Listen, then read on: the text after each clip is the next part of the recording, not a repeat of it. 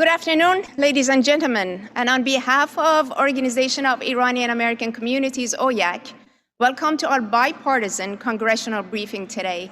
My name is Ramesh Separad, and I'm joined here with Political Director of OIAC, Dr. Majid Sadekhpour. Thank you very much, Ramesh.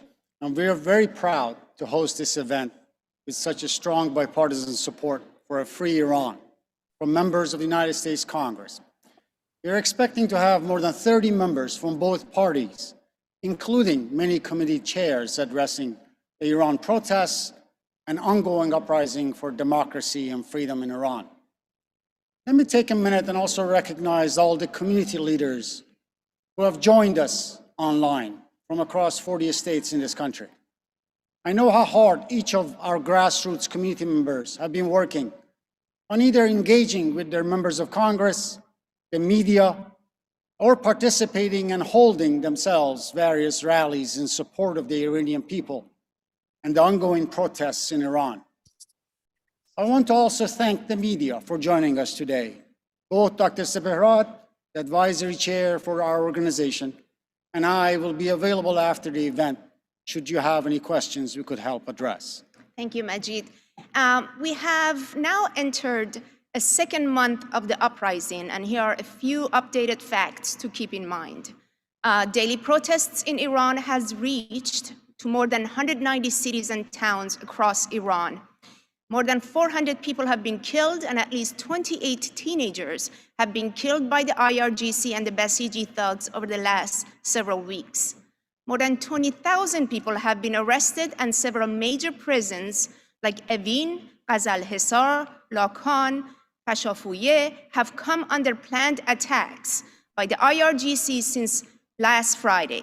Based on the reports we have received from inside Iran, families are telling us that the Iranian regime is plotting for another massacre of political prisoners, just as they did in 1988. Absolutely. We see a progression of the resistance of the people of Iran, the resistance and resilience of the protests in Iran, including the political prisoners, particularly in Evin prison and other major cities across Iran. These have helped bring the international community together in solidarity with the people of Iran. As for us, the resistance and resilience will motivate us to campaign to echo the voice of the Iranian people, who are sending us a clear message that they want a change in Iran. They want the regime of Ali Khamenei gone. They want to overthrow this regime and replace it with a non-nuclear, secular republic that stands for gender equality and free elections. An Iran that would abolish executions and discrimination against all religious and ethnic minorities, and instead celebrate the beautiful and diverse tapestry of various ethnic groups across our beloved Iran. As we hear from these protesters on a daily basis, visualize it in videos coming from Iran, from our brothers and sisters in Kurdistan, Baluchistan, Khuzestan, from the north or south of Iran, from the east to the west of the country. We know all of Iran is united for freedom and democracy. That's right, and as you say, the beautiful national unity that has come together in these recent protests is now bringing a message of a new dawn and a new revolution, a forthcoming revolution. Protesters inside Iran are saying this is not a protest, it is a revolution. So it is only natural that, ladies and gentlemen, that the leader of Iran's main opposition coalition, Mrs. Maryam Rajavi, to be meeting with members of Congress from very important caucuses and very important committees. Those committees and caucuses include House Foreign Affairs Committee, as well as 5 powerful congressional caucuses, including Women Caucus of the United States Congress, Hispanic chair of the Hispanic Caucus, also met with Mrs. Rajavi. Black Caucus, members of the Black Caucus met with Mrs. Rajavi. Chair of the Asian Caucus also met with Mrs. Rajavi, and more importantly, the co-chairs of Iran's Human Rights and Democracy Caucus also met with Mrs. Rajavi. This is Congressman Steve Cohen from Tennessee and Congressman Tom McClintock from California. So with that, it is our great pleasure to introduce our keynote speaker for our briefing today.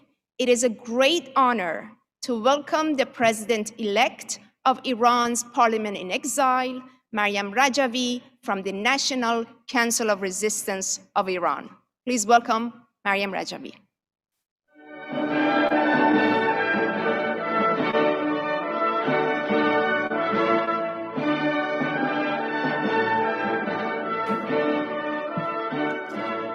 Honorable members of Congress, ladies and gentlemen, I'm happy to have the opportunity to talk to you in this sensitive situation. First, I would like to thank the honorable members of Congress for your support for the uprising and the Iranian people's resistance for freedom. The majority of Congress adopted the House Resolution 118. The resolution condemned the Mullah's regime and declared support for the Iranian people's struggle for freedom, indicating the fact that the American people and their representatives stand with the people of Iran. Today, I would like to address 5 issues. First, the main goal of the nationwide uprising in Iran. Second, the role of women in the uprising. Third, the fact that the protests are organized. Fourth, the prospects. And fifth, the role of the international community. First, the nationwide uprising. The nationwide protests in Iran have continued for 5 weeks and expanded to 194 cities despite brutal suppression. The people's main demand is best reflected in their chants in the streets. Death to the dictator and death to Khamenei. They want the regime's overthrow in its entirety. People in the streets have clearly declared their opposition to all forms of dictatorship by their chants of death to the oppressor, be it the Shah or Khamenei. In 5 weeks, despite the murder of more than 400 protesters, the arrest of over 20,000 and the killing of at least 30 to 40 innocent prisoners. Representative Jackson, can you hear me? Supporting the people's uprising, the regime has not been able to stop the protests. The wall of fear in society has cracked. The second topic concerns women's role. Women play a leading role in the present uprising. Women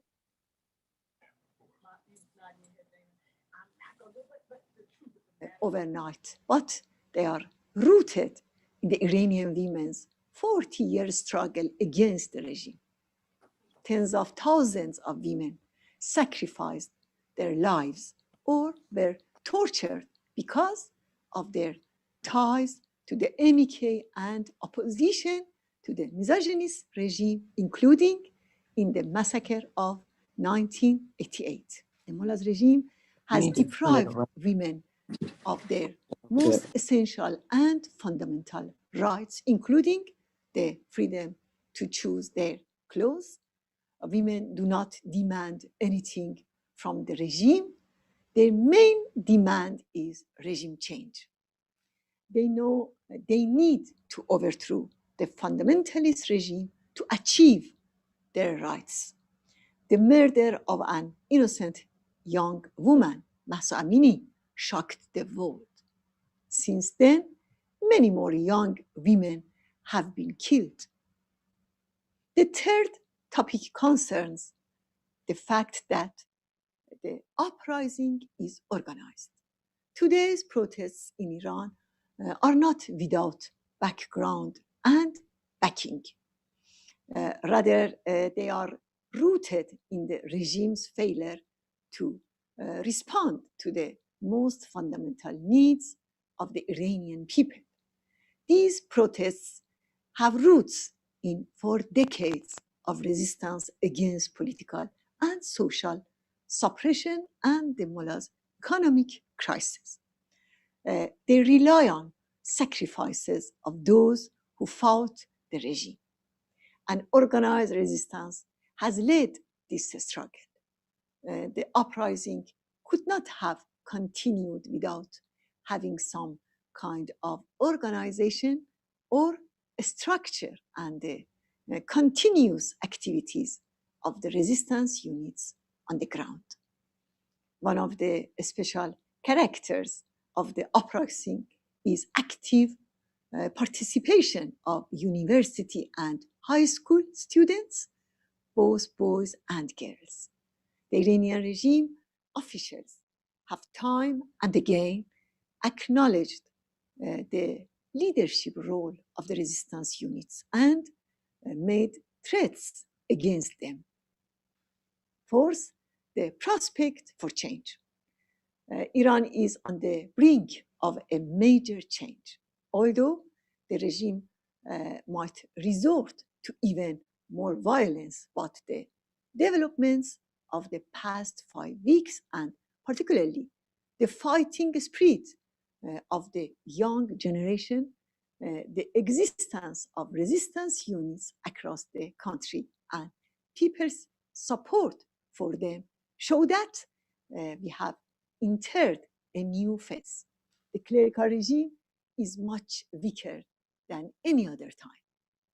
There is increasing tensions within the security forces ranks. This is why the mullahs need to mostly rely on the IRGC to preserve their regime. The prospect for regime change in Iran is within reach more than any other time. According to the platform of the National Council of Resistance, as the regime's alternative, power must be transferred to the people during a very brief transitional period by holding a free election. A transitional government will take office to hold an election within 6 months to form the Constitutional Assembly.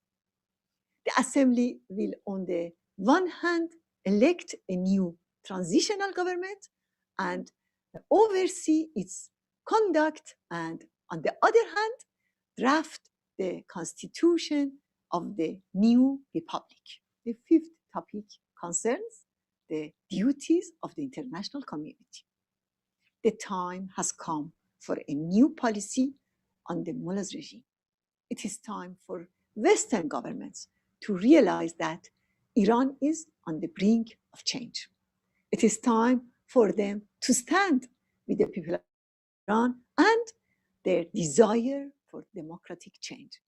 A democratic republic based on people's vote, gender equality, separation of religion and state, and a non-nuclear Iran.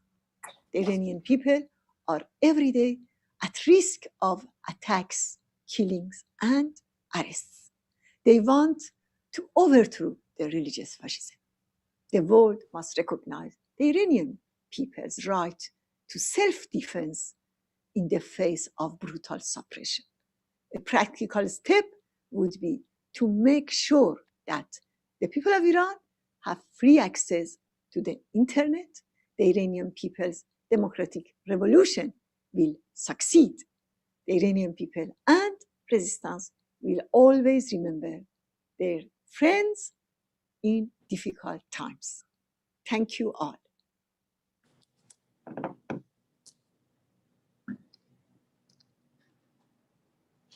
Thank you so much, Mrs. Rajavi. And as you outlined, the international community still has ways to go to show the support for the Iranian people in a meaningful way. I just want to make sure that we do have our connections with Chairwoman of Subcommittee on Crimes, Terrorism, and Homeland Security, and also from the Judiciary Committee, Congresswoman Sheila Jackson Lee, who is a dear friend of Mrs. Rajavi. She also met with Mrs. Rajavi in recent weeks and discussing the protests inside Iran. We are so very pleased and honored to have Chairwoman Sheila Jackson Lee from Texas joining us today.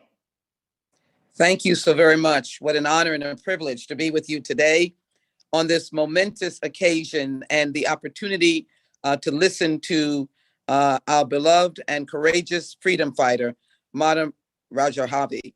Thank you for saying to us that we are at the moment of history of freedom for Iran and the Iranian people. Let me also thank my colleagues who are joining us today. I'm delighted to join with them in their belief and support for democracy and freedom.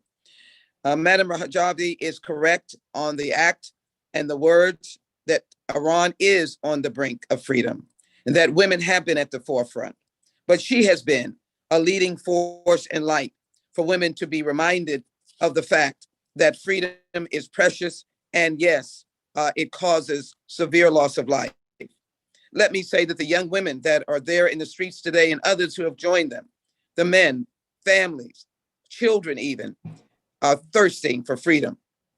And it is in the name of Masha Amini, the young woman who had enough courage to say that I am a person, a human being, a free person, that we stay today, that we can never give up on the peaceful resistance that is necessary for a free Iran. We are reminded of the ultimate price of freedom.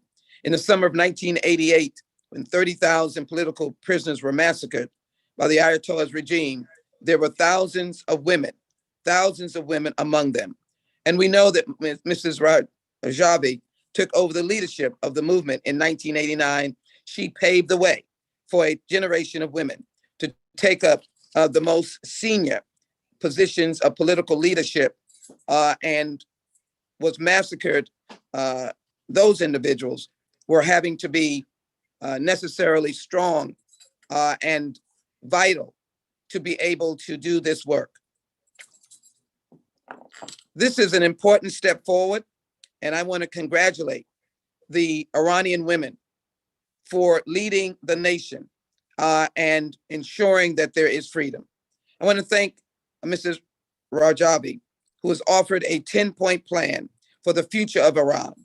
It was noted in HRES 118 that I'm a proud co-sponsor of with a number of other members, 257.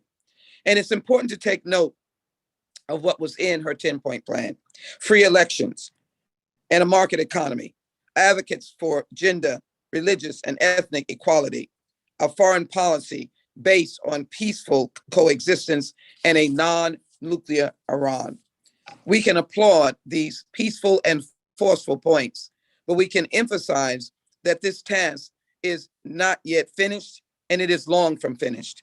It is important for the members of Congress who are here to continue to advocate with our fellow colleagues the importance of supporting those who support the free Iran, and to be reminded of the movement led by Madam Rajavi, who in fact I had the opportunity to speak with, as well noted, some few weeks ago about this protest, this, how should I say, this direct affront to the outrageous and volatile and brutal regime that is running Iran now. Women who stood up, young women who stood up, and their families who came to join them. So I applaud the leadership of women in the ranks of Iranian resistance, as well as the visible participation and sacrifice in resistance with those units across Iran. It is inspiring. And at the core of their grievances is the illegitimacy of the regime itself, both in the years leading up to 1988 and even today.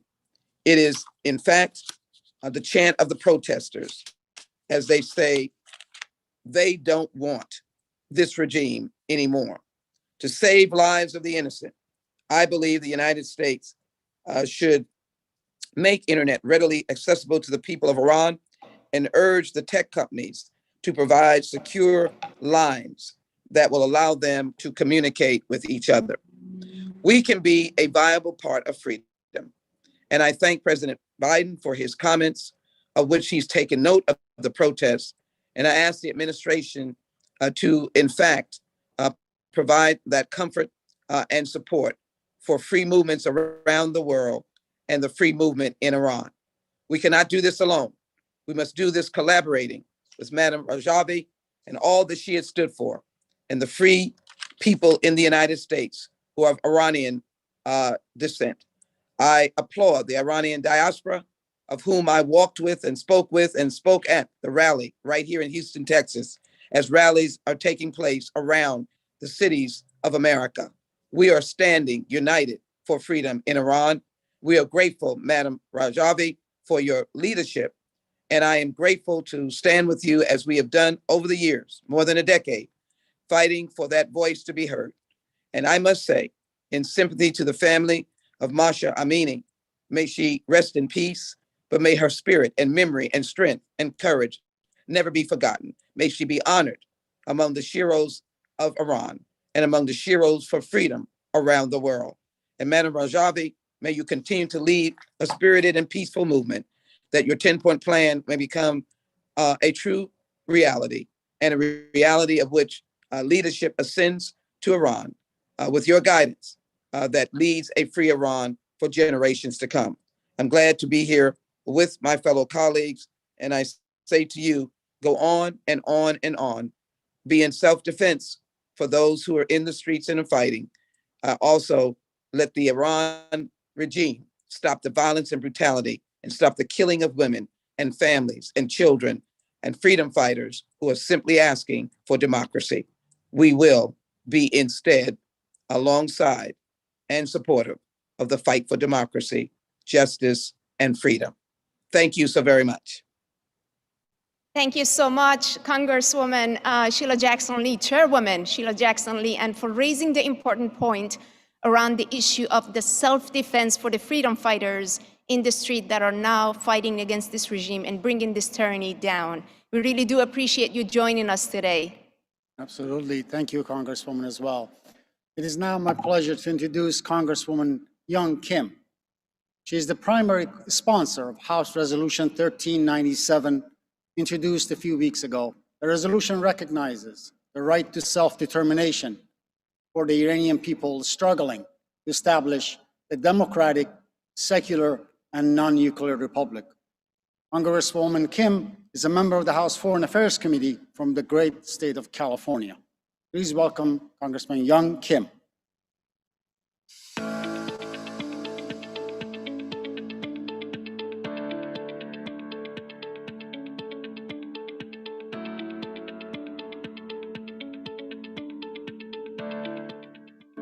Hello, I'm Congresswoman Young Kim. I represent California's 39th Congressional District. I'm honored to be with you virtually as we show support for the brave women and people of Iran who continues to protest for their rights following the death of Mahsa Amini. The Iranian regime continues to undermine its own people and kill civilian protesters. Unfortunately, this is only the latest of its despicable treatment against its own people. I'm committed to demonstrating support for the Iranian people. That is why I'm proud to lead a bipartisan resolution in Congress to support the human rights protests in Iran and condemn the cruel Ayatollah regime's oppression of women and its people. I also led the bipartisan charge to urge the Biden administration to deny entry visas to President Raisi and his delegation for the 77th UN General Assembly last month. I'm also proud to co-sponsor House Resolution 118, a bipartisan resolution that expresses US support for the Iranian people's desire for a democratic and non-nuclear Iranian republic free from state violence. As a member of the House Foreign Affairs Committee, I will continue to advocate for policies that pressure the Iranian government and its elites. And I won't stop working with you until we achieve a brighter future for the Iranian people. I would like to amplify the Iranians' voice when you say, we will fight, we will die, we will reclaim Iran. Thank you. Congresswoman Kim, we applaud you for amplifying the voice of the oppressed inside Iran. We applaud you for your leadership in the many measures you outlined in your speech just today. So thank you from the bottom of my heart and all of our community members from across this country. Next, I want to kind of allude to what was spoken earlier. Iran Human Rights Democracy Caucus, a few weeks ago, as protests began in Iran, issued a very strong statement. So I want to take a moment and read a few words from a statement published by its co-chairs, Congressman Steve Cohen of Tennessee and Representative Tom McClintock of California. And I quote, "As co-chairs of Iran Human Rights and Democracy Caucus, we support the freedom-fighting people of Iran and their valiant struggle for a free, democratic republic in Iran. We are particularly inspired by the leadership of women in the ranks of the Iranian resistance, as well as the visible participation and sacrifice of the Iranian youth who have formed resistance units across Iran.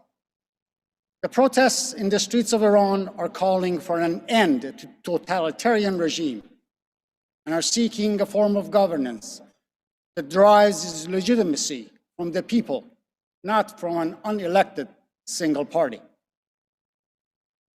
These are very, very important points that the Iran Human Rights and Democracy Caucus has raised, especially with regards to the role of the resistance units in Iran. So we really thank the co-chairs of the caucus. So at this point, it's my great pleasure to introduce our next speaker, Congresswoman Abigail Spanberger, member of the House Foreign Affairs Committee and also the chief Democratic co-sponsor of the House Resolution 1397. Please welcome Congresswoman Spanberger of Virginia.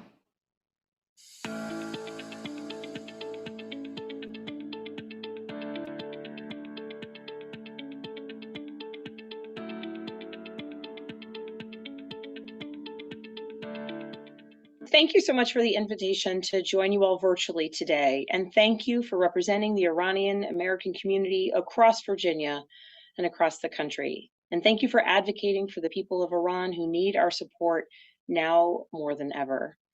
Certainly, we have seen how Iranians in Iran have been struggling under the violence and repression of the Ayatollah's clerical regime for over 40 years now. It's a struggle that has drawn renewed worldwide attention in light of the nationwide protests sparked by the murder of a young woman, Masha Amini, at the hands of the regime's morality police. In the 4 weeks since her death, Iranian security forces have killed a reported 185 people, including 19 children, and arrested thousands. The deaths of 2 other teenage girls, Serena Esmailzadeh and Nika Shakarami, have added to the outrage and have become a rallying cry for the Iranians demanding their rights. Yet in the face of international condemnation, the regime has responded not by offering serious reform, but by blaming a vast Western conspiracy and escalating its violent response. It's targeting students and other youth who have formed the core of this protest movement. I want to express my steadfast support and commend the bravery, courage, and resolve of these women and men, and girls and boys, as they demand basic freedoms and stand up to the Iranian regime in the face of appalling intimidation, violence, detention, and death. We know that since its inception, the Iranian regime has persecuted and enacted legal discrimination against women through criminal statutes which make it nearly impossible to seek justice for domestic violence or lead to long criminal sentences for women who post unveiled images of themselves to social media sites.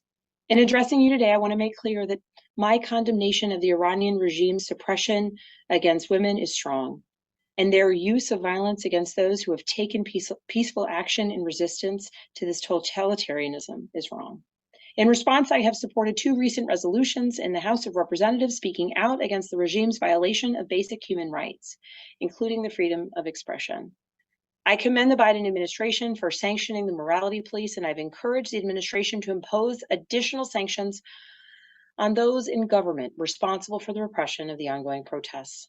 It has also never been more important for Congress and the administration to expand its support for internet freedom programs that allow the Iranian people to bypass the internet and mobile communication blackouts that are implemented by the regime to censor speech, block coordination, and prevent the rest of the world from seeing the reality of their violent repression. And finally, I want to highlight the important role you all play in advocating for basic human rights and self-determination on behalf of the Iranian people in Iran. Change can only come if those who speak out against the regime's violations have their voices heard, and you are doing your part by calling on members of Congress to impose true costs on the regime for its reprehensible actions. Thank you again for the opportunity to address you all. I wish to express my gratitude for your advocacy and for hosting this event in support of the protesters in Iran, whose participation and sacrifice has demonstrated to the world that the people of Iran desire true democratic change. Their work, their sacrifice, and their protest has been inspiring. I support them, and I'm grateful for the opportunity to join you all today. Thank you. Congresswoman Spanberger, your vocal support for the sacrifice of the children of Iran certainly touches the heart of many mothers and fathers across Iran and abroad who have lost loved ones to this regime over 4 decades of atrocities being committed. As you noted, there is still a lot that the United States government can do in expanding and enforcing the sanctions against those responsible for the suppression of the Iranian people, and of course the internet and so on. Well said. As our next speaker, I'm honored to introduce co-chair of the Congressional Iran Human Rights and Democracy Caucus. He's the main sponsor of the House Resolution 118 mentioned here. The resolution has 257 bipartisan co-sponsors. Congressman Tom McClintock, an amazing friend of the Iranian people, someone who has been on the forefront of supporting the call for change in Iran. In recent days, Congressman McClintock virtually met with Madame Rajavi, discussed the situation inside Iran, and has been very vocal in supporting both our communities as well as nationwide protests across Iran. We're so proud he's joining us for this briefing today. Please welcome Congressman Tom McClintock.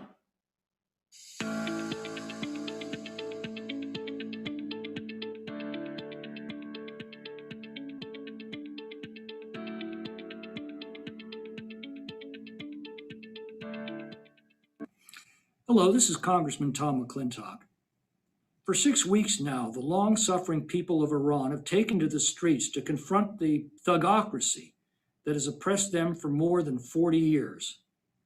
These demonstrations erupting in cities across the nation are led largely by women, whom the Islamo-fascist regime treats as property. The flashpoint was the murder of Mahsa Amini, who was seized by the morality police for not wearing her hijab correctly, and apparently was bludgeoned to death for it. In the days that have followed, scores, if not hundreds, of unarmed Iranians have been gunned down by the Islamic Guard merely for removing their hijabs or shouting their opposition to this oppressive and illegitimate regime. They're just the latest victims among the many, many thousands that the mullahs have killed over the decades. Iran is one of the oldest and greatest civilizations in history. And for all of its monarchical problems, it was one of the most free, advanced, prosperous, and open countries in the Middle East, and it was a reliable American ally. Then came the revolution of 1979, when this progress abruptly ended with the era of theocratic despots who introduced a reign of terror that has gone on for decades. Now, twice before, Iranians were at the verge of overthrowing this regime. In 2009, as Iranians took to the streets during the so-called Green Movement, they looked to the United States for support, and yet they got only silence. In 2015, the Obama-Biden administration did something much worse. It sent $1.7 billion in cash to the mullahs on shrink-wrapped cargo pallets, and then they released $150 billion more in frozen assets, all in order to get a nuclear agreement that Iran never honored. Today, America must stand with the people of Iran. The regime in Tehran has been crystal clear about its intent to develop nuclear weapons and, once developed, to use them. There are only 2 ways this is going to end, either with a bloody world war or with the collapse of the regime. Congress and the president must speak out forcefully and act decisively, and they must do so now. House Resolution 118 has 257 co-sponsors representing both political parties. It expresses support for the Iranian resistance and its vision of a free, secular, and non-nuclear Iran. I urge the leadership to bring it to the floor for a vote the moment that Congress returns in November. Meanwhile, I urge the President to speak out clearly to the world community now.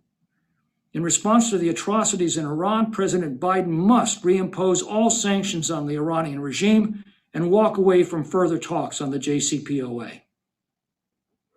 Our Declaration of Independence proclaims that whenever a government becomes destructive of the natural rights of its people, it becomes the right of the people to alter or abolish it.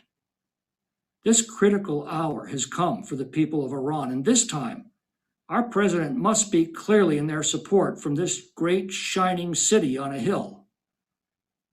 The Iranian people deserve much more than words of support, though. They also need action. I believe it's time for the United States to step forward with the material support for the freedom movement. For every dollar Obama gave this brutal dictatorship, we owe many times over to the Iranians who are desperately trying to overthrow it and to restore the blessings of liberty for themselves and their posterity. They need direct satellite access to the internet that the regime has denied them on the ground. They need us to restore economic sanctions against the regime and U.S. leadership in a renewed boycott of Iran. They need the voice of America to express unqualified support for the resistance movement in Iran. Decisive turning points in history do not come often. When history commands, we must answer, and that answer will follow us far into the future. Thomas Paine told us that these are the times that try men's souls. The summer soldier and the sunshine patriot will in this crisis shrink from their duty, but he who stands it now deserves the thanks of man and woman. Too often the United States has shirked its responsibility at critical moments in Iran's history. This time, in this hour, let the United States take its stand with the people of Iran, and by so doing fulfill those proud words on the Liberty Bell, to proclaim liberty throughout all the land and unto all the inhabitants thereof. Thank you so much, Congressman McClintock, for your very clear and direct message on some of the steps that the administration can take in support of the people of Iran, their protests, and their resistance movement. So at this point, we hear from Congressman Brad Sherman, senior member of the Foreign Affairs Committee and also chair of the subcommittee of the Financial Services. He too recently met with Mrs. Rajavi to discuss the situation inside Iran. Congressman Sherman is also a chief Democratic sponsor of the House Resolution 118, along with Congressman Tom McClintock, which really reached a very strong bipartisan majority. So please welcome Congressman Sherman from Sherman Oaks, California.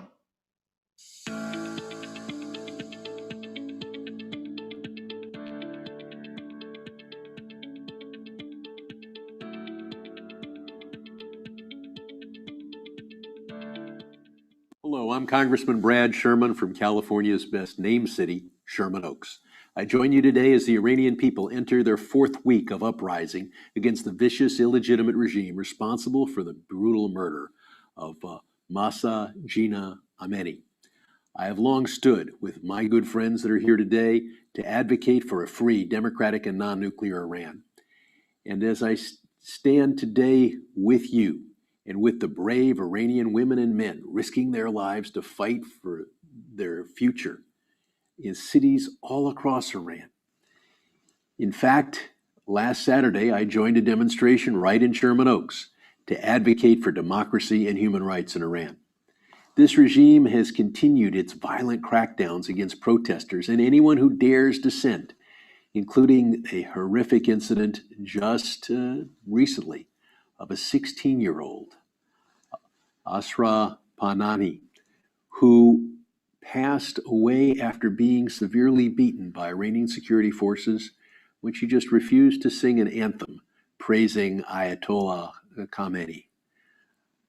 The regime's legacy of murdering dissidents is nothing new and has been used as a tactic for decades to stifle the Iranian people's fight for freedom.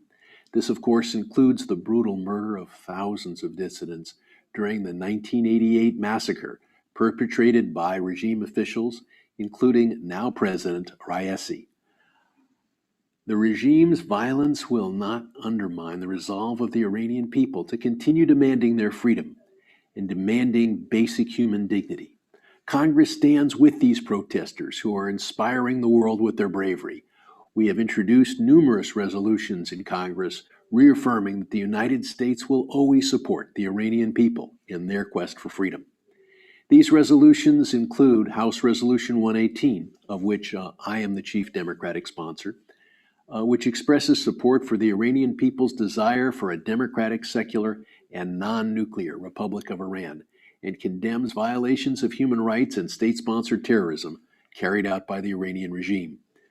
I am also proud to co-sponsor H-Con Res 110, which rightfully puts Congress on record as commending the bravery, the courage, and the resolve of women and men in Iran demonstrating in more than 80 cities and risking their safety and their lives to speak out against the Iranian regime's brutal human rights abuses. As the Iranian people continue courageously to fight for their freedom, we in Congress must be unwavering in our support for their fight. I will continue to stand with you until the Iranian people can fulfill their right to freedom and democracy. Thank you. And thank you, Congressman Sherman, for your continued support and always being an advocate of the Iran's democracy, freedom, and human rights. So at this point, we are now very pleased to introduce the powerful chairwoman of the House Appropriation Committee, Congresswoman Rosa DeLauro, who has been an amazing supporter of the Iranian women and their call for democracy and freedom. Please welcome Chairwoman DeLauro from Connecticut.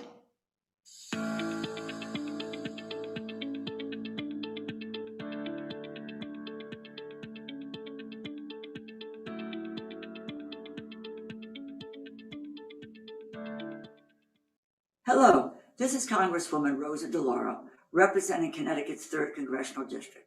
Thank you for inviting me to say a few words in support of all the young women protesting against the dictatorship in Iran. I stand with so many of my colleagues in Congress and the members of the Democrats for Human Rights gathered here today to support these courageous women who have taken to the street to denounce the Islamic regime that has brutally ruled for more than 40 years. Sparked by the murder of Mahsa Amini by the so-called morality police, this uprising led by young women is not just nationwide in Iran, it has now turned global. I am in awe and inspired by the brave women of Iran who are raising their voices, demanding to be heard. For far too long, they have been oppressed and silenced by a cruel dictatorship. I'm so proud of these mass protests across Iran, where thousands are chanting, and I quote, "We will fight, we will die, we will reclaim Iran," and are simply calling for women's rights and freedom. During the over 4 decades of Supreme Leader Khamenei's reign of terror, almost half of the tens of thousands killed by this regime have been women. They have violently been forced, women and girls, to wear a hijab, whether they want to or not, and imposed other laws to limit women's social and economic participation in society. And yet, despite violent crackdowns against women who are demanding change through peaceful protests, these young, fearless women in the streets are taking off their headscarves, in some cases setting them on fire and demanding freedom. I applaud the leadership, strength, and bravery of these fierce women in the Iranian resistance. I stand in solidarity with them and urge all who support women's rights, which are human rights, to amplify their voices, stay united in their noble cause. I am proud to be your ally in this fight. So with that, let me echo another chant that we have been hearing on the streets of Iran. Quote, "Women, life, freedom, stay strong and fight on. You will be heard." And thank you, Chairwoman DeLauro, and we really do appreciate your solidarity with the Iranian women. You know, Majid, I'm thinking it's so impressive to have such a strong voice of congressional women leaders in standing shoulder to shoulder with Mrs. Rajavi and supporting the women of Iran in this time of uprising and protests. So with that, it's also my great pleasure to introduce our next speaker, Congresswoman Angie Craig, who's a longstanding friend of men and women of Iran, and especially the Iranian American community of Minnesota. Please help me welcome Congresswoman Angie Craig.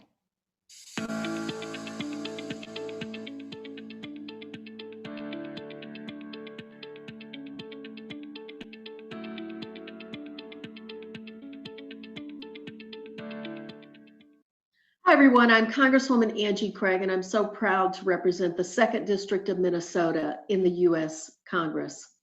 Thank you for allowing me to share this important information and message with you today. Around the world, we have all seen just how fragile but critically important democracy is. Now more than ever, I'm honored to join my colleagues and folks around the world to express my support for the brave women, men, students, and youth fighting to build a democratic, secular, and non-nuclear Republic of Iran. Over these past 4 weeks, I've been particularly inspired by the leadership of young women in the ranks of the Iranian resistance, as well as the participation and sacrifice of youth who have formed resistance units across Iran. These protesters in the streets are calling for an end to totalitarian regime and are seeking a form of governance that derives its legitimacy from the people. In Congress, I'm working to support peace and stability in the Middle East by co-sponsoring H.R. 118, a bipartisan resolution that states in no uncertain terms that the United States Congress is on the side of Iranian people in your ongoing struggle to bring lasting democratic change to your country. We hope that this resolution makes it abundantly clear that Americans strongly condemn the human rights abuses of the regime and that we stand alongside the brave women and men protesting in the streets. Please know, we in the United States are inspired by your struggle for freedom. Witnessing the courage, determination, and optimism of opposition leaders like the young women of Iran makes me certain that a free and democratic Iran is achievable. Thank you all for your hard work and advocacy and your unwavering commitment to a free Iran. Thank you, Congresswoman. You touched upon a number of words: determination, encouragement. In large part, that's the premise of our meeting today. So thank you very much for inspiring us to continue to support the Iranian people in their quest to establish a secular, democratic, and non-nuclear republic. Our next speaker is the chairman of the House Select Committee on Intelligence. He's a long-standing supporter of the Iranian people and their call for freedom, and certainly a friend of the Iranian American community of California. Please welcome Congressman Adam Schiff.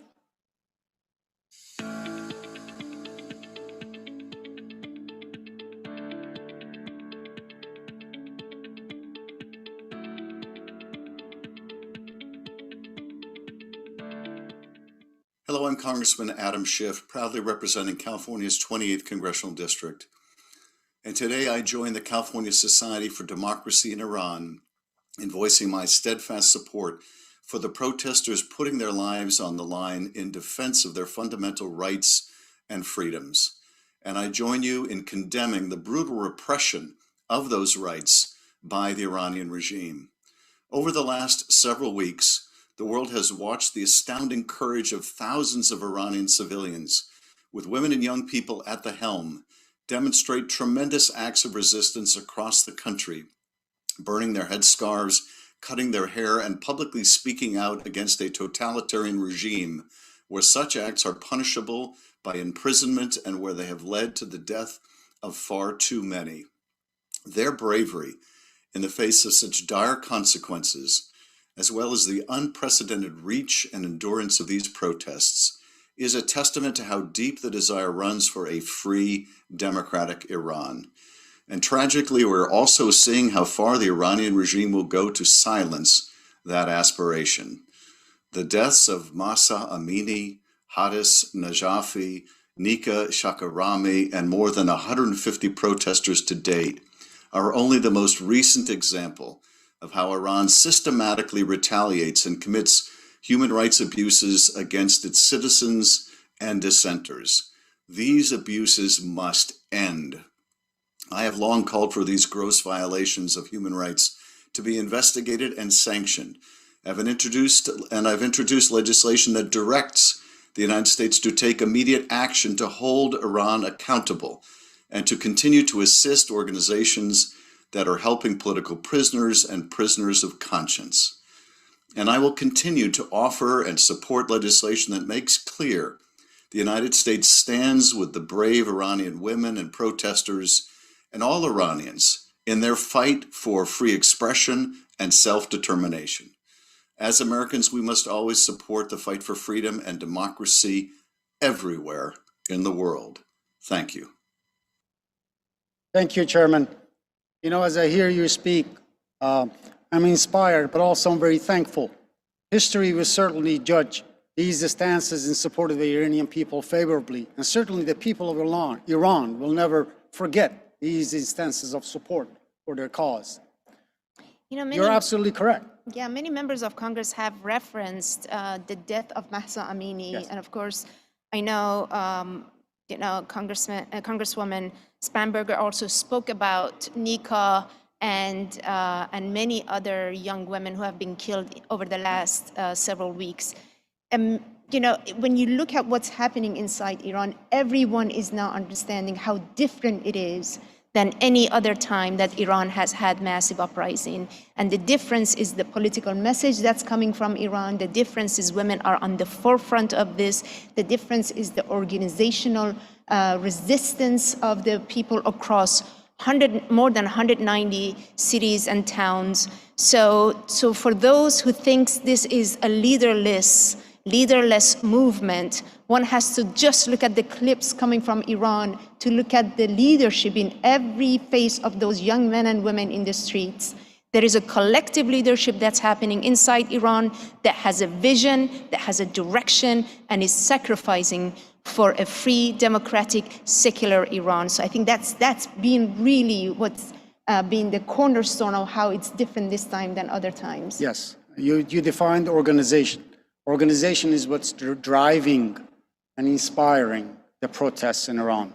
4 decades of leadership in the ranks of the Iranian resistance has inspired a generation of women across Iran who are defying bullets to stand for secular democracy and are saying, as members of Congress noted here today, we are willing to die, we will sacrifice, but we will reclaim our land.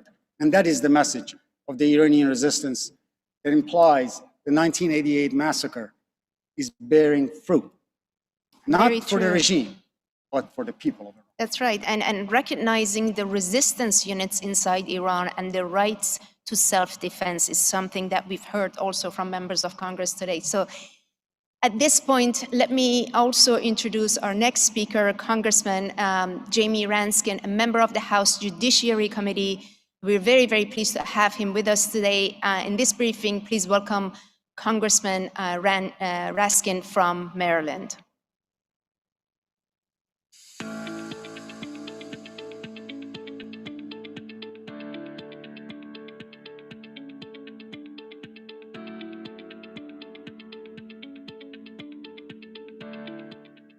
Hey, everybody, it's Congressman Jamie Raskin from Maryland's beautiful 8th Congressional District. I am dialing in just to express my most passionate and serious support for all of the protesters who are risking their lives in demonstrating against the awful theocratic regime in Iran, which is oppressing women and violating human rights on a daily basis.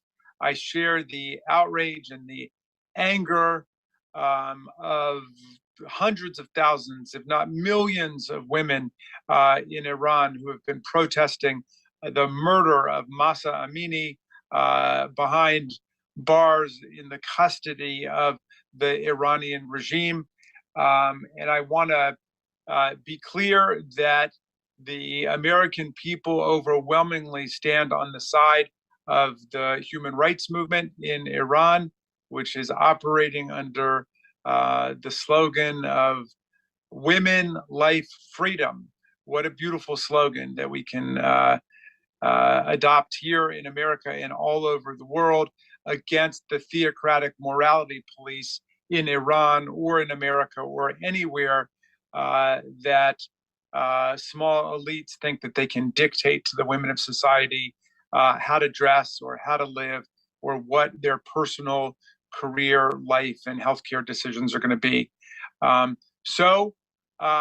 Our country needs to be in the forefront of supporting freedom of expression and democracy, freedom of dress, freedom of movement by women all over the world. The women of Iran are an inspiration to us. They are an example of what a freedom struggle can be in the 21st century. And we want to recognize the right of the people of Iran to democratic self-determination in a secular republic against the theocrats and the dictators and the bullies who have been killing women involved in this great freedom struggle. So we condemn the Iranian regime's use of violence and oppression in this process. We support the demands of the women of Iran and the men of Iran for real human rights and real democracy in their country. And we are very proud of this democracy movement in Iran for standing up for the freedoms and liberties and the rights of the people. And we will continue to work with you for a just resolution and a peaceful, democratic, nonviolent transformation of governmental arrangements in Iran. Thank you and hang tough. And thank you so much, Congressman Raskin, for your wonderful remarks and support for the Iranian people. I know that members of the Iranian American community from Maryland are on the call. They're expressing their thanks and appreciation for your support, especially as you called for the future Iran that is secular republic, non-nuclear Iran, which is something that we've been advocating for years. So thank you so much, Congressman Raskin from Maryland.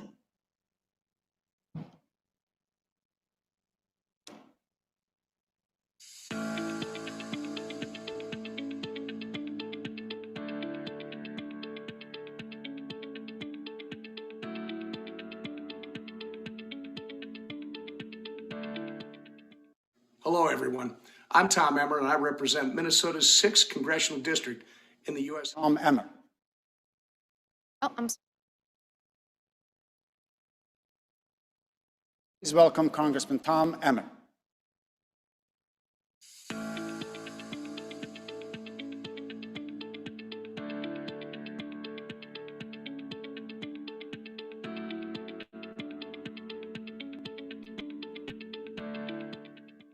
Hello, everyone. I'm Tom Emmer, and I represent Minnesota's 6th Congressional District in the U.S. House of Representatives. Thanks for inviting me to join you today, and I'm proud to stand with everyone in pursuit of a free and democratic Iran. We can join together with common goals: an end to repression, an end to persecution, and an end to the terror perpetrated by the Iranian government. As we continue to pursue these shared goals, we cannot lose hope. The challenges ahead shouldn't discourage us, but instead, they should strengthen our will to fight for what is right. This Congress, I again co-sponsored a resolution condemning the state-sponsored terrorism that has haunted Iran for decades. And we also expressed support for the Iranian people's desire for a democratic, non-nuclear republic. The protests that have broken out across Iran have offered hope to the millions of Iranians clamoring for freedom. Together, we look forward to the day when all Iranians will be able to live in peace. Until then, I want to thank you for your hard work toward making this goal a reality. Thank you again for letting me join you today, and I wish all of you the best in your unwavering pursuit of Iranian freedom. Thank you for your unwavering support, Chairman Emmer. Really appreciate your continued support for our cause. We are going to now hear from another member of the House Permanent Select Committee on Intelligence. Earlier, we heard from Chairman Schiff. Now we hear from Congressman Jim Himes from the state of Connecticut. Please.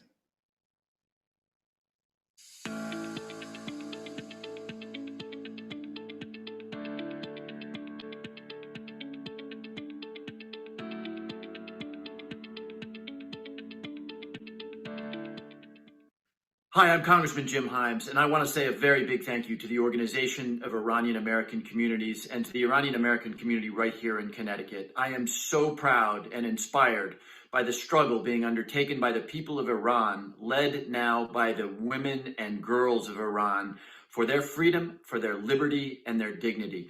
What is happening in Iran right now is nothing less than an echo of what this country did 246 years ago, when Americans decided that they would no longer live under tyranny and that they would stand up for the basic freedoms and rights and dignity that every citizen of the world requires. I am so thrilled with what is happening. As a member of Congress, I will tell you, we will back, as our founding ideals require us to do, we will back the Iranian people in their aspirations to live with rights and freedom and dignity and to live in the 21st century. Thank you for the wonderful work you're doing. Congressman Himes, thank you for your remarks. Your thoughts make us think of American Revolution and the history of this country, and certainly the synergy with the plight of the people of Iran today. We thank you for your support and expression of solidarity with those braving bullets and batons in the streets of Iran. And the leadership of women that you mentioned. That's why we will go next to a woman. Next to speaker is a member of the House Appropriations Committee, Congresswoman Betty McCollum from Minnesota's 4th Congressional District.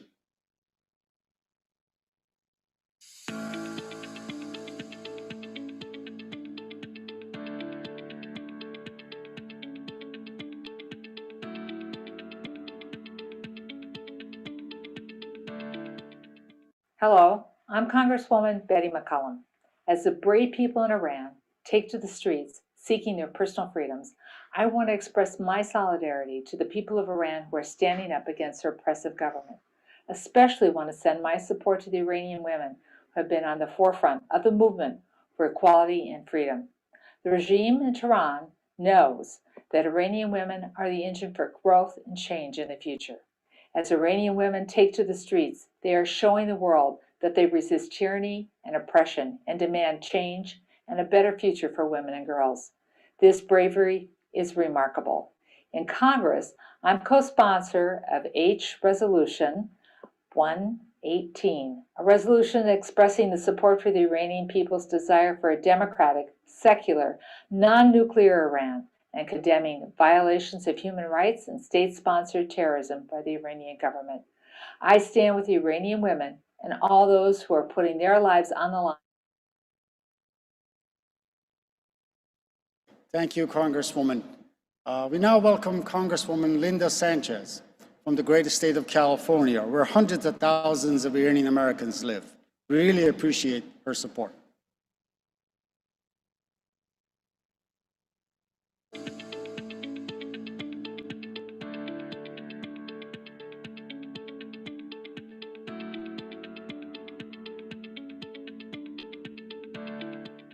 Hi, I'm Congresswoman Linda Sanchez, and I'm proud to join the Iranian American community in standing in solidarity with the Iranian people during this critical time.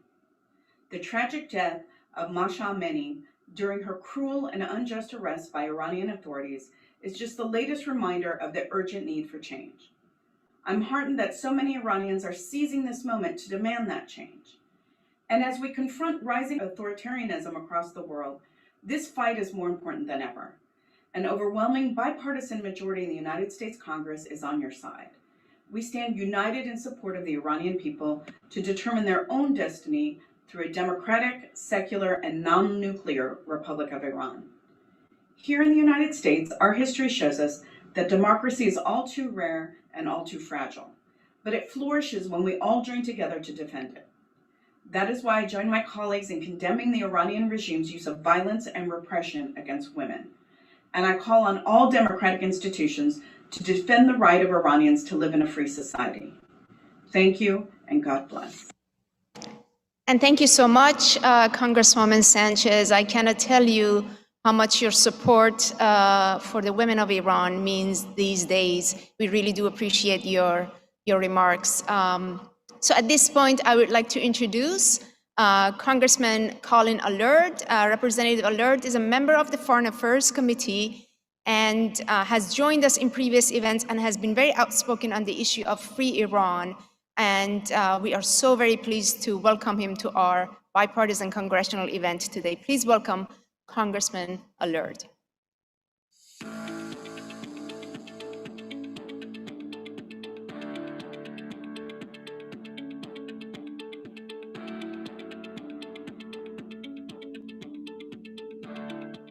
Hello, everyone. Congressman Colin Allred here.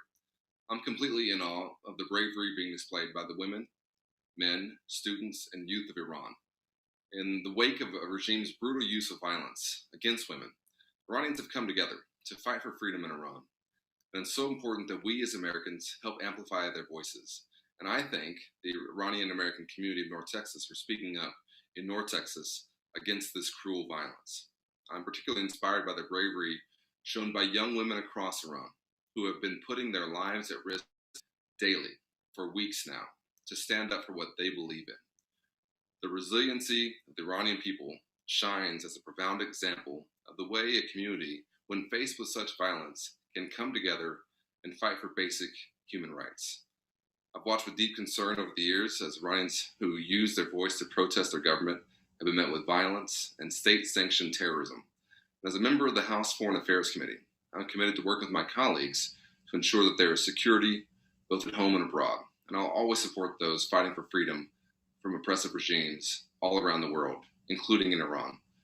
That's why myself and a bipartisan majority of Congress support the Iranian people's desire for a democratic and secure government and condemn the violations of human rights by the Iranian government. Women's rights are human rights, and it's important and more important now than ever that we speak up and amplify the voices of those who can't be heard around the world. Thank you so much. And thank you, Congressman Allard. And you're absolutely right. Women's rights are human rights, and human rights are only possible in a free, democratic, secular republic in Iran. So thank you for your remarks. I am now pleased to introduce our next speaker, the chair of the Subcommittee on Environment and Climate Change of the Energy and Commerce, Congresswoman Ann Eshoo, who has been an amazing, amazing supporter of the Iranian women, and in fact, women everywhere. So please welcome Congresswoman Eshoo from California.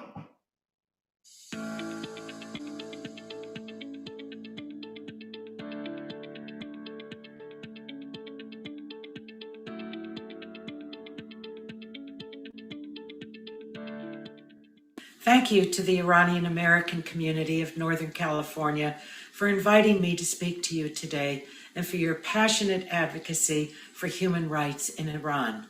1 month ago, Mahsa Amini was visiting her family in Tehran when she was arrested by Iran's morality police for wearing a hijab improperly. She died 3 days later after being severely beaten in police custody. Her brutal and tragic murder has brought thousands of brave Iranian women to the streets to protest state-sanctioned violence against women, political and religious repression, and rampant government corruption. By burning their hijabs and cutting their hair, these women are sending a message the regime cannot ignore. The Iranian government responded by unleashing horrific violence against peaceful protesters, killing more than 90 people and arresting thousands. This is what the ugly face of anarchy looks like. The bravery of Iranian women who are putting their very lives on the line to demand dignity and basic human rights has captured the entire world, and the U.S. must support them however we can. I'm proud to be a co-sponsor of House Resolution 1397, which condemns the Iranian government for the murder of Mahsa and their brutal crackdown on protesters. The resolution also urges the administration to impose additional sanctions against Iranian officials responsible for human rights abuses. I will continue to do everything I can in support of women of Iran as they fight for a better, more equal future, and I'm deeply grateful for all that my Iranian American constituents are doing to demonstrate solidarity. Thank you, Congresswoman, for affording the plight of the Iranian people the much visibility it demands. Our next member of Congress is Congressman Gus Bilirakis, a member of the Energy and Trade Committee. Congressman Bilirakis has been supportive of our call for a secular, non-nuclear republic in Iran. Please welcome Congressman Bilirakis.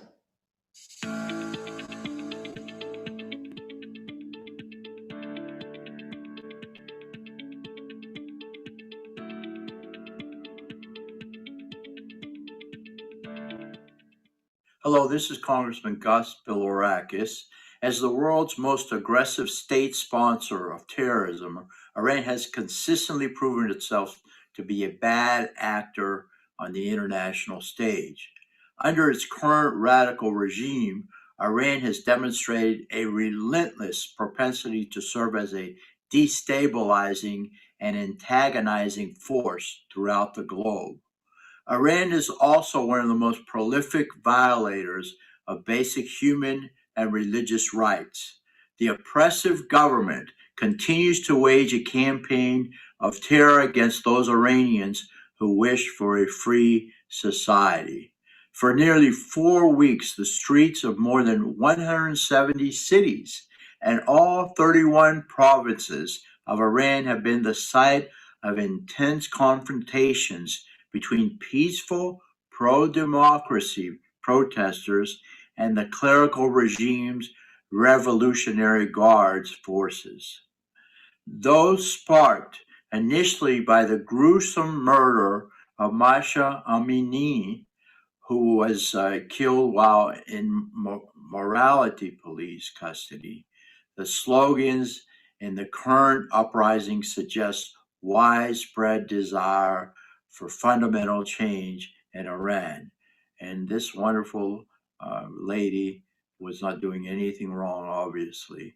And all she wanted was freedom and opportunity.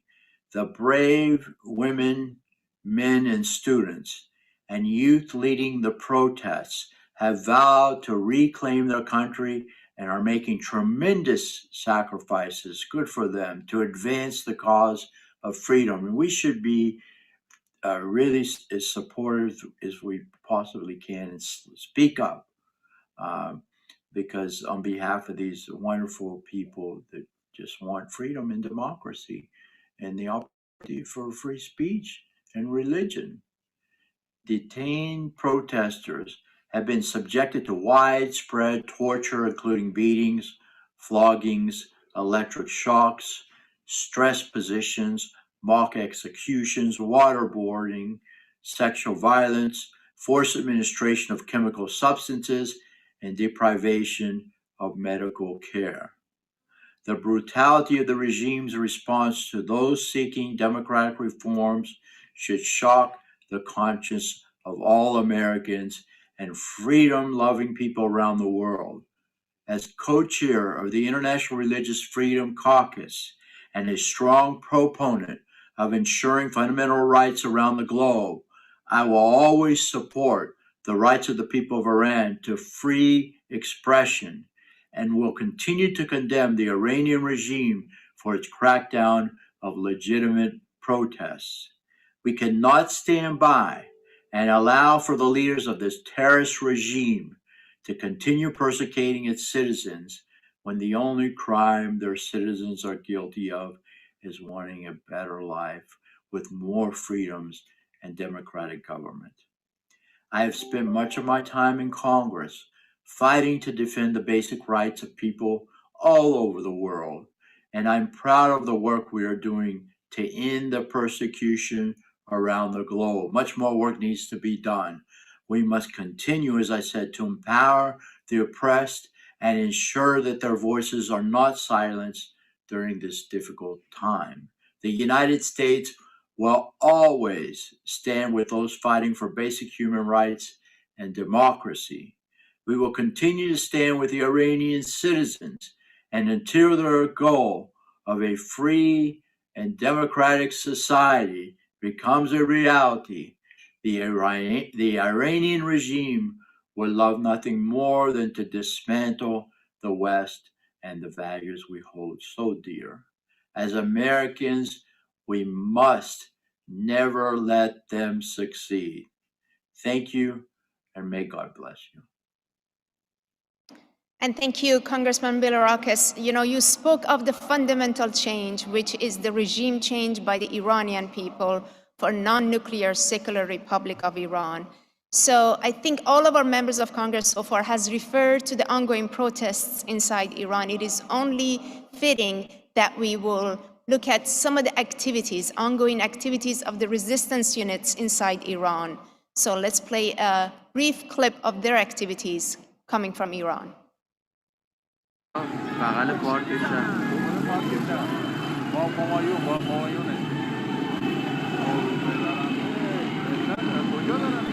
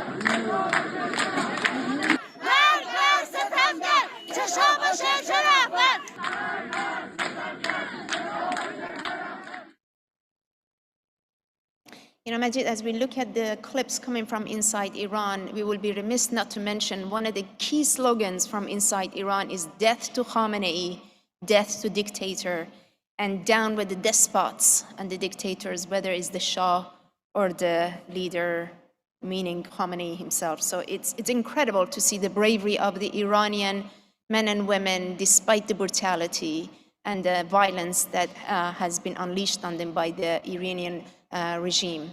So at this point, it's my great pleasure to welcome and introduce Congressman Randy Weber, a longtime friend of the Iranian people and who has been standing with the people of Iran who fight for liberty and has been very strong supporter of the resistance units inside Iran.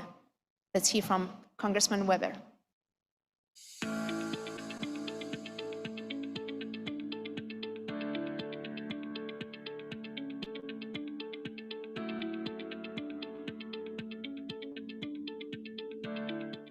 world.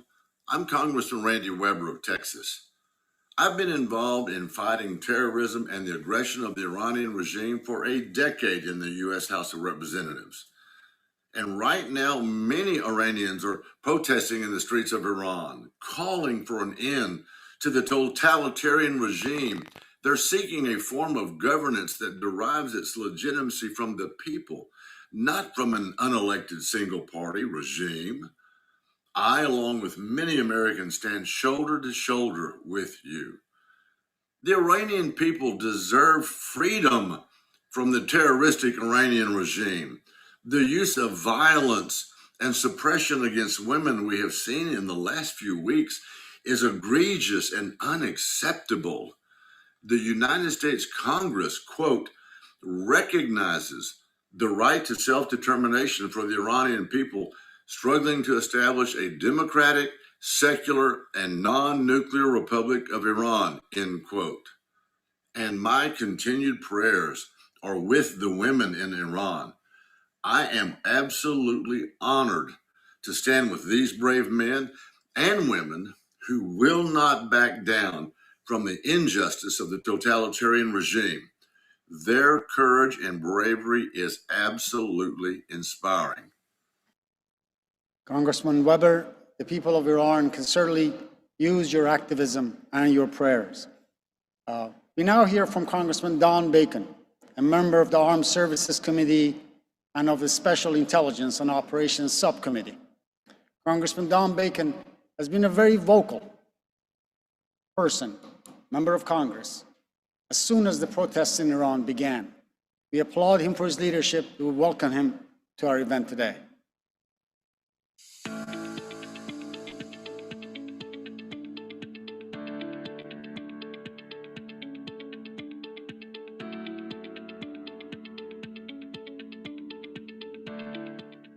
There have been tremendous revolts and demonstrations in Iran the last couple of weeks after Mahsa Amini, a young lady in her 20s, took off her hijab and the Iranian authorities beat her to death. And Iranians are rightfully mad. I stand with the protesters today in Iran who want a government that respects human rights, human dignity. The Iranian people want democracy. They want a country that is at peace with its neighbors and it's not exporting terrorism. And we stand with the Iranian people. We want a government that we can work with that respects its own people. So today, my message to Iranian people, I stand with you. We want a government that represents you with dignity and respect. Thank you. Thank you, Congressman Bacon. As you have been leading the defending of the people of Ukraine here in the United States, we applaud your outspoken stance in support of the people of Iran as well. We now hear from a member of the House Foreign Affairs Committee. I should say another member of the House Foreign Affairs Committee, Congressman Ronnie Jackson from Texas.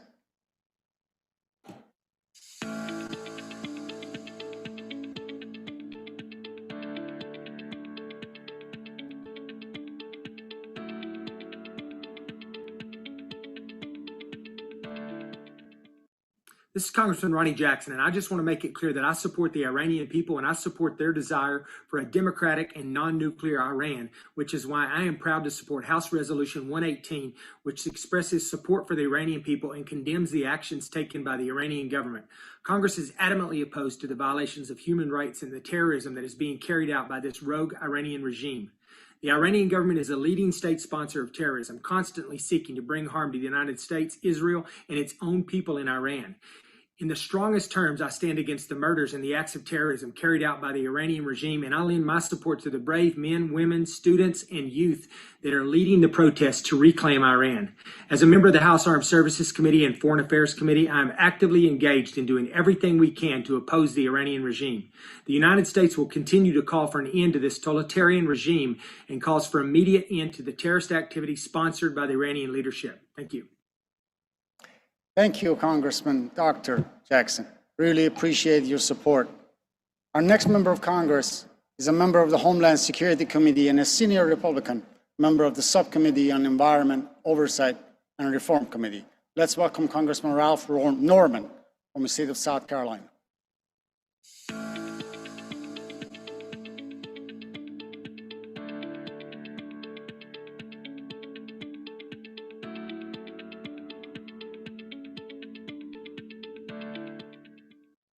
Hello, I'm Ralph Norman, Congressman of South Carolina's 5th Congressional District. We've seen the desire for fundamental change in Iran, especially in the last 4 weeks. Freedom does not come easy, and once achieved, it takes a continued effort to preserve it. I condemn the use of violence from oppressive and controlling regimes. We must always support those who stand up for freedom and democracy. Thank you, and God bless you. And thank you, Congressman Norman, for your support. So at this point, I'd like to welcome our next speaker, well-known among Iranian American community, especially in California, member of House Ways and Means Committee and the chair of the Asian Caucus, who also met with Mrs. Rajavi. Please join me in welcoming Congresswoman Judy Cho from California.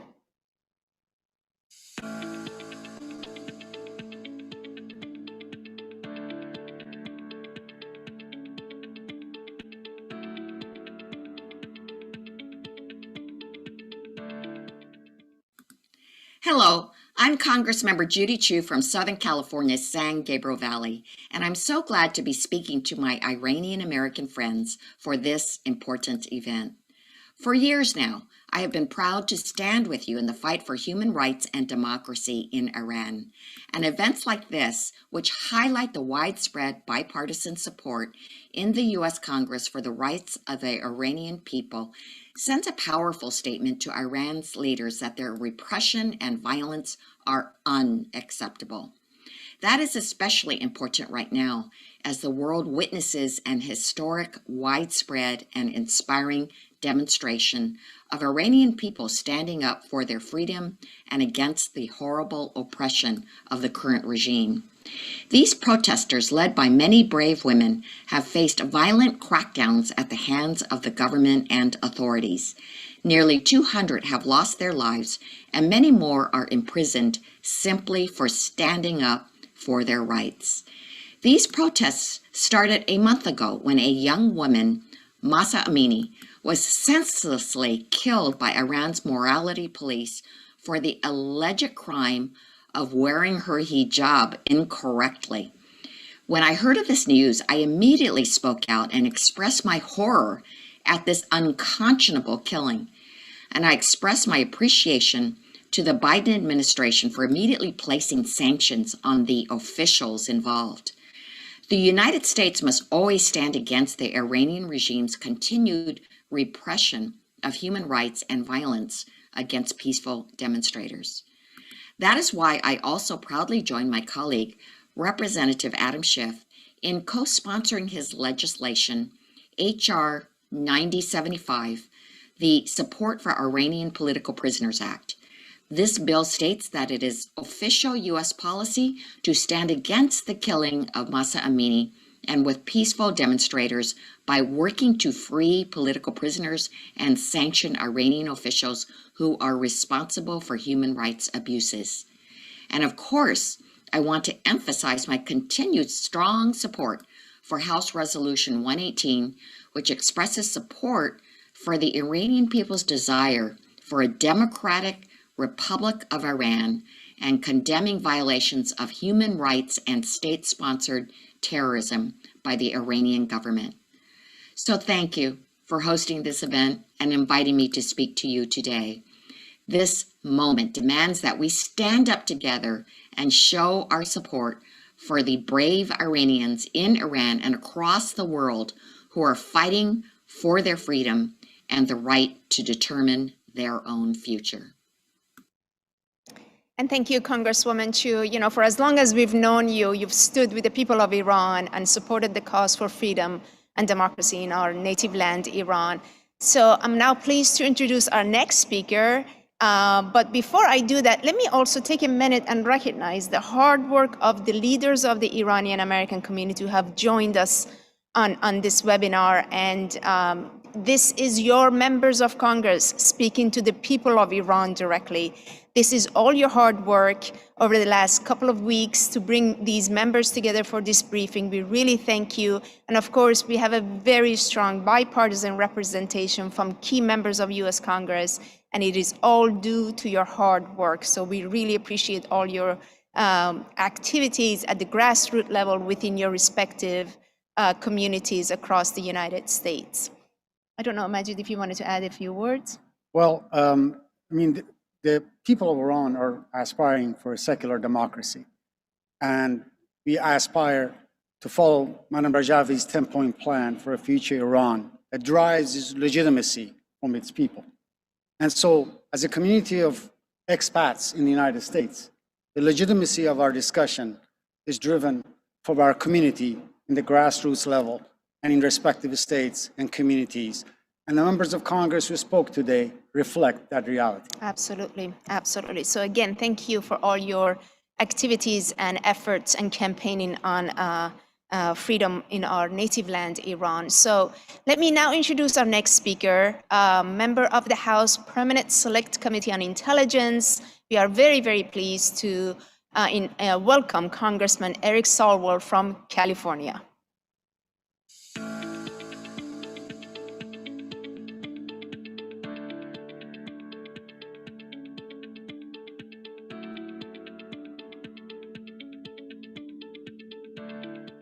Big thank you to the Organization of Iranian American Communities, or OIAC, for inviting me to be a part of today's virtual congressional briefing in support of Iranian people's uprising.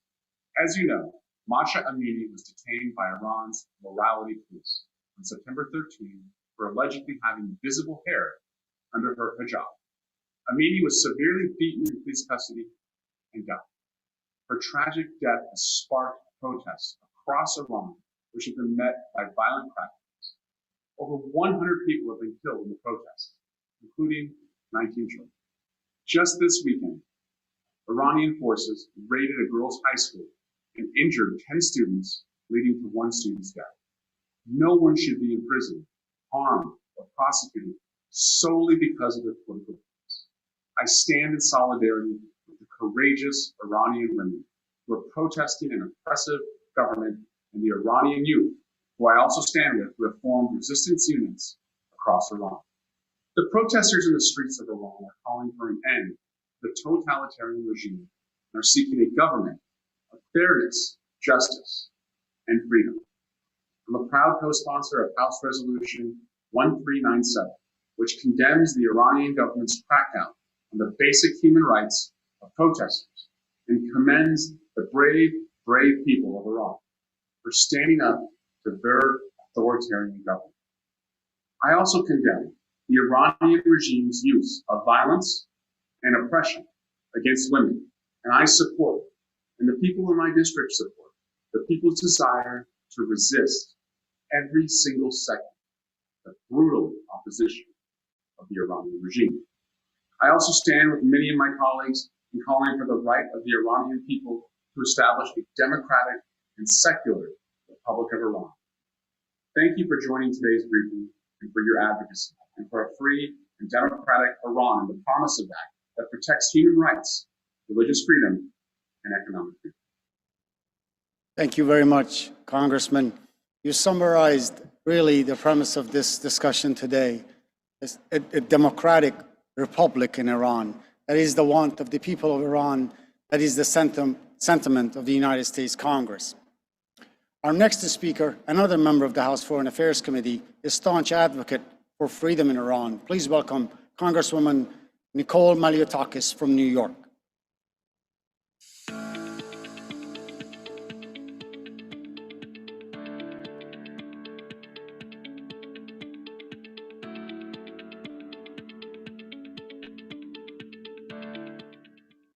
Hi, it's Congresswoman Nicole Maliotakis. I stand in solidarity with the individuals in Iran who are bravely advocating for their freedom at great personal risk.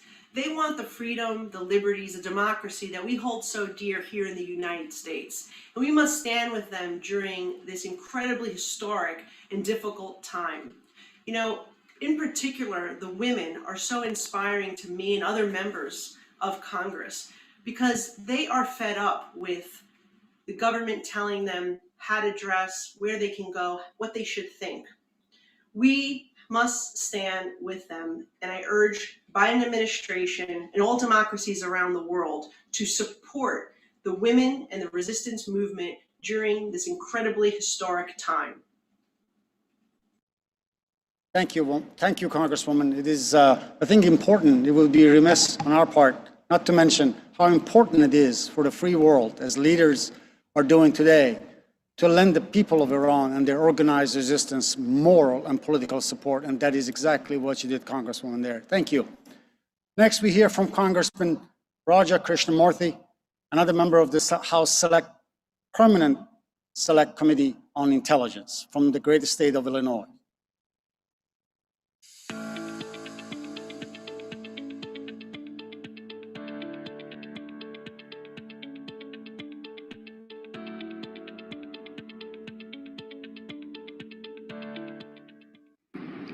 Hi, everybody. I'm Congressman Raja Krishnamurthy of the 8th District of Illinois. Everybody was just shocked and outraged by the death of Mahsa Amini in the hands of the quote-unquote morality police in Iran. And that should never have happened. Why there is a morality police, I'm not really sure. But in any case, the fact that Ms. Amini was murdered for exercising her basic human rights is absolutely unacceptable. And we have to stand with those in Iran who are protesting her death, but more generally protesting the lack of human rights, the lack of freedom, the lack of democracy, the lack of a say in their future. And we stand with them strongly as they continue to voice their dissatisfaction with the current system and their desires for a more just and peaceful and democratic Iran. We will always stand with the people of Iran. They are good people, and we must do everything we can to send a message that their aspirations and their desires and their dreams matter whenever we talk about the future of Iran, and we have to keep those dreams and aspirations top of mind as well, in addition to all other considerations going forward. I say thank you to the people of Iran for rising up. We stand with you. Thank you, Congressman, for your continued support and speaking up on behalf of the people of Iran. We now hear from a member of the House Foreign Affairs Committee. You know, what struck me, Gomesh, was the breadth, the depth of women participation in this particular briefing from various committees, from the leadership of the committees to the rank, from a Foreign Affairs Committee to Appropriations. So please welcome Congresswoman Titus from the state of Nevada.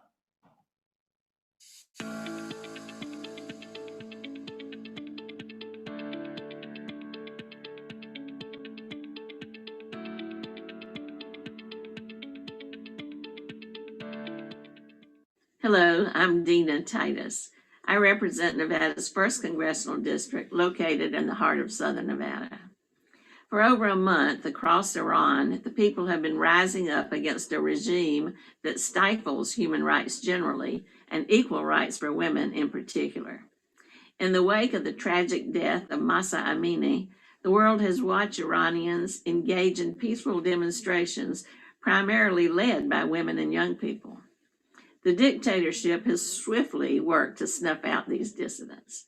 There are reports of children being killed and anti-riot police sexually assaulting female protesters. This is just totally unacceptable. The Iranian regime will posit that these protests are a minor movement and they don't represent the view of the people. But this just proves how out of touch they truly are.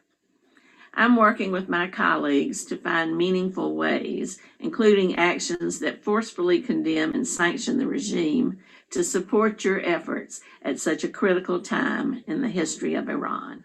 Thank you. And thank you, Congresswoman. And indeed, sanctions is something that U.S. Congress can help with when it comes to really helping and supporting the uprising and protests inside Iran. So we are now welcoming the next speaker, who's also a member of the Foreign Affairs Committee, Congressman Tim Burchett from Tennessee. Please welcome Congressman Burchett.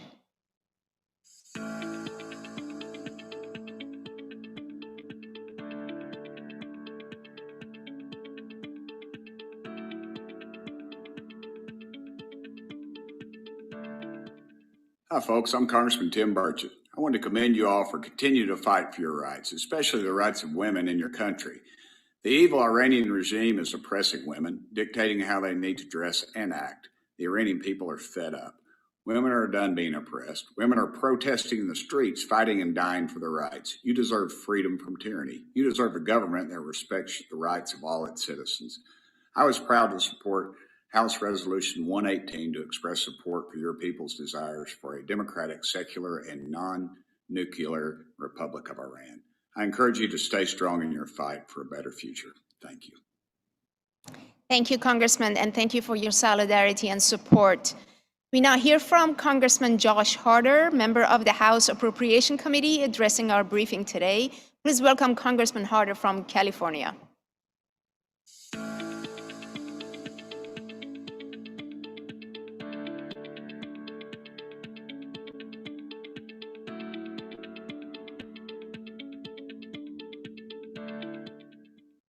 Thank you all for inviting me to speak today. I'm so proud to stand alongside you and alongside free people across the world in condemning the violence perpetuated by the Iranian government and demanding a democratic and free Iran. I am awestruck and inspired by the leadership of women in the ranks of the Iranian resistance, as well as the visible participation and sacrifice of Iranian young people all across the country. The protesters in the streets of Iran are calling for an end to a totalitarian regime, and they're seeking a form of governance that derives its legitimacy from the people, not from an unelected single party. They deserve to be free. As your congressman, I'm with you in this fight, and I hope to see a day where Iranians enjoy the same freedoms we do here in the United States. Thank you for all you're doing.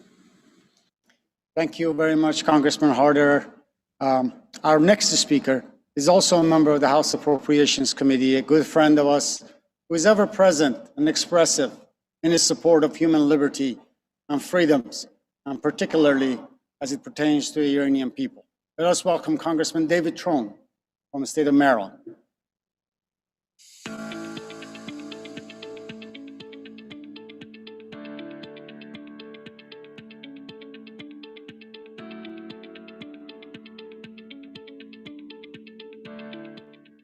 Hi, everyone. Thank you to the Iranian American community of Maryland for inviting me to speak with you today. As you know, in recent weeks, the Iranian regime has violently cracked down on citizens protesting the heartbreaking murder of Mahsa Amini. The Iranian regime's actions are devastating, and they're ignoring the will of the Iranian people, the will for a true democracy in Iran. It is vital that we hold the regime to account and challenge these heinous attacks on human rights. I stand with the Iranian people, plain and simple, and I'm proud to join my colleagues in supporting actions that would condemn human rights violations, establish sanctions on those responsible, and recognize the many Iranians who have put their lives on the line in this fight. In the coming days, Congress must continue to speak out on this issue and work toward a better future for the Iranian people. You have my word. We will not stand for this. We have to stand together. Thank you.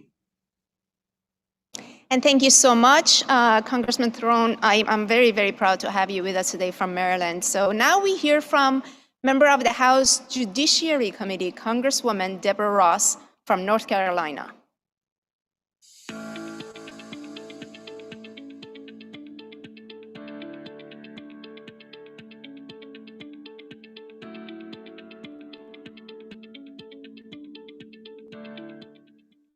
Hello, I'm Congresswoman Deborah Ross from North Carolina, and I am standing with the women of Iran who are fighting and standing up for their freedom. It is time for persecution of women in Iran and other countries to stop. But the only way it will stop is if we stand with them.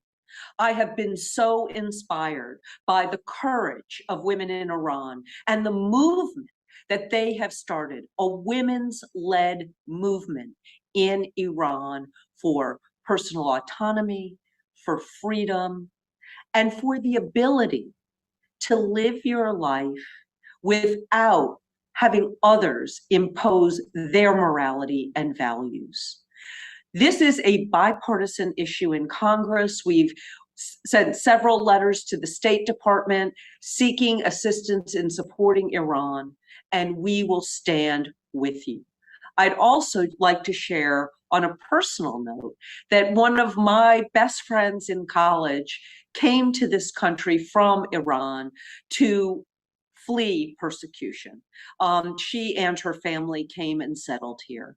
So in addition to being in solidarity with the women of today, this has been an issue ongoing in Iran, and it simply has to stop. Thank you very much, Congresswoman Ross. Please now welcome remarks to Congresswoman Sylvia Garcia, a member of the House Judiciary Committee, a Democrat from South Texas.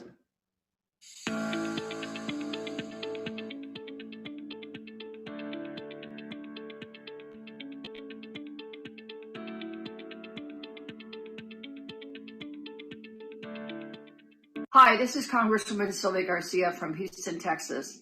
The death of Mahsa Amini has sparked a massive movement among the people of Iran. Women have been deprived of their fundamental freedoms for decades. Now they are rejecting oppression, and the people of Iran stand with them. In the United States and in Iran, people have the right to determine their own future. This is why I supported and voted for House Resolution 118, which condemns Iranian state-sponsored terrorist attacks against U.S. citizens and officials and brave Iranians who stand up for democracy. We are inspired by the women in Iran, especially the young women engaged in peaceful protests against a regime that tries to repress them. I condemn the Iranian government's use of violence and suppression against women and support the people's desire to resist oppression. For the people of Iran, we hear you, we support you, and we love you. Thank you so much, Congresswoman Garcia. I really do want to thank the leaders of the Iranian American community of Texas, California, New York, Connecticut, Virginia, Maryland, all across the US that have been so active in campaigning and in solidarity with the people who are protesting inside Iran. So thank you. Thank you again for all your support of our native land, Iran. So our next speaker is member of the Energy and Commerce Committee. Please help me welcome Congresswoman Debbie Lesko from Arizona.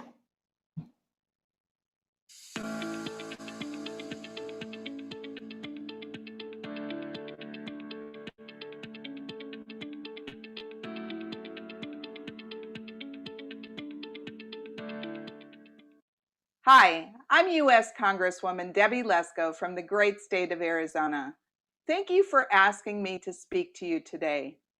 I'm a proud co-sponsor of House Resolution 118, which stands up for the Iranian people and their desire for a democratic, secular, and non-nuclear Iran. It's terrible what's going on right now. The death of the young woman and how police are violently going after protesters who are standing up against the Iranian regime's oppression of its own people. Thank you for everything you do. God bless you. Thank you, Congresswoman Lesko. We are now very pleased to welcome Congressman Jody Hice from Georgia for joining us today. Thank you so much, and let's hear from Congressman Hice from Georgia.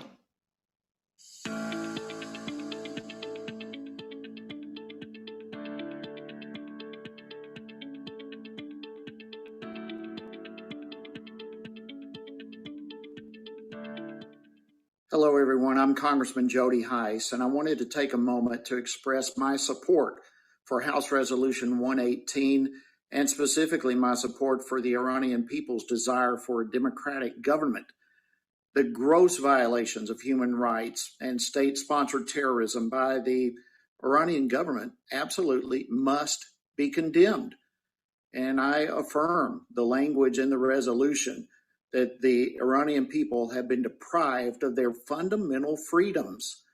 This is precisely why they are emphatically rejecting the dictatorship and the religious tyranny that currently is being imposed by the Iranian government. The resolution that I mentioned a moment ago, House Resolution 118, has bipartisan support, and frankly, it speaks volumes regarding the attitude of the American people and the attitude of the United States Congress when it comes to this issue. You know, there's not a whole lot that we agree on between Republicans and Democrats these days, but when it comes to this issue, when it comes to human rights violations, they must be condemned and religious freedoms must be protected. So my colleagues and I here in the House of Representatives recognize the rights of the Iranian people to establish a democratic republic in Iran. And to those who are even now protesting in the schools and the streets of Iran, I applaud you, and I hope you know that I likewise stand with you. So God bless you, and may you keep this fight on the forefront in every way. You know, as I'm listening to the congressman talk, I'm proud that activism, you mentioned a number of names of the states. Among them are Georgia and Arizona. I am proud that our community members there and the rest of them are echoing and acting with same ferocity as those resistance units inside Iran. We encourage them to continue to be engaging their members of Congress and elected officials. The inspiration comes from Iran. You're absolutely Yes, right. that. Yes. Our next speaker, unfortunately, couldn't be with us in person, so he wrote a message.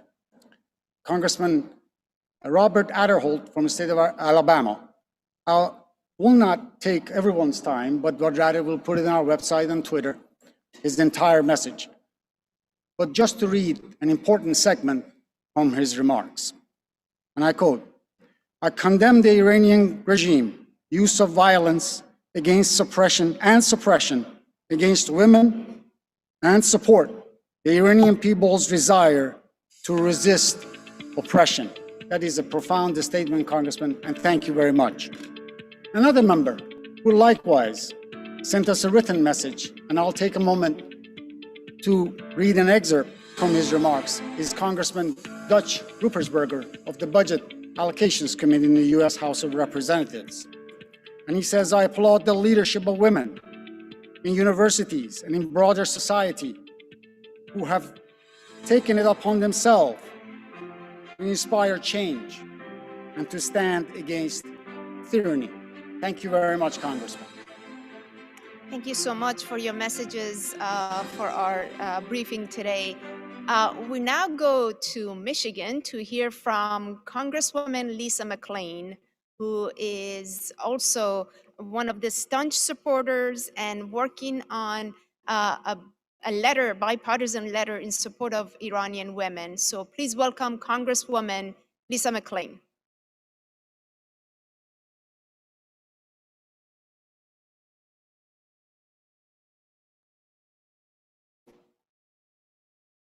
It seems like our connection with Congresswoman McClain is having technical difficulty. We will definitely bring her message to you later. So, of course, as we wrap up our briefing for the day, I want to express our thanks again and gratitude for bipartisan members of Congress who joined us today. More than 30 members, including chairmen and women from important and relevant committees, such as Homeland Security, Appropriations, Select Intelligence, and of course, Foreign Affairs Committee. I also want to recognize House leaders from key House caucuses, including the Women's Caucus, its chair, the Black Caucus, the Spanish Caucus, and of course, the Iran Human Rights and Democracy Caucuses, who have either joined us today or sent us written messages. A very important, impressive bipartisan group of lawmakers speaking in support of the Iranian people and their aspiration for regime change in Iran. you know, today marks the solidarity of bipartisan U.S. Congress with the people of Iran, and our briefing closes with the following recommendation for the administration, as we heard from members of Congress discussing those. 1, recognize the people's right to self-defense and revolution against the tyranny of the mullahs. 2, enforce and expand sanctions against all, especially Ali Khamenei and those responsible, killing the Iranian protesters and political prisoners. They must be held accountable for their crimes against humanity. 3, urge our European allies to close Iranian embassies and recall the ambassadors, cut all diplomatic ties, isolate the regime, and the rest is with the people of Iran and their organized resistance movement. So with that, we thank all of you for joining us today. As mentioned earlier, we'll be happy to make ourselves available for any of our media and journalists who joined us today for further post-briefing conversations and interviews. And thank you all to the community members and the leaders for joining us today. Thank you and have a great afternoon, everyone. Goodbye, everybody. Thank you.